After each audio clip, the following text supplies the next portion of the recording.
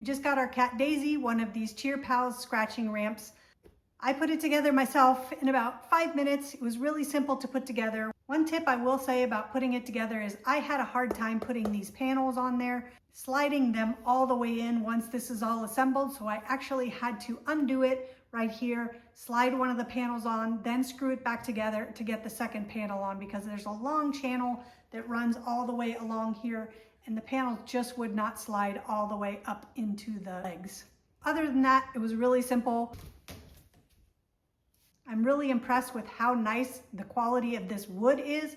It's really nice and thick. It's super smooth. The scratching mat does attach in the back. They give you hook and loop that is attached all the way along the mat. All you have to do is pull the protective strip off so that you can stick this on the back. So what I did to put the mat on is I laid it out flat, then I put the ramp on top of it.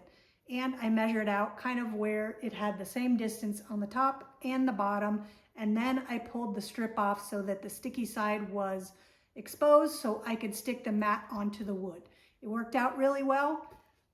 My cat loves to scratch, and we had some new furniture that we were trying to protect. I hated the other mats because they were loud, and also all of the paper shavings got all over the ground and we always were cleaning them up.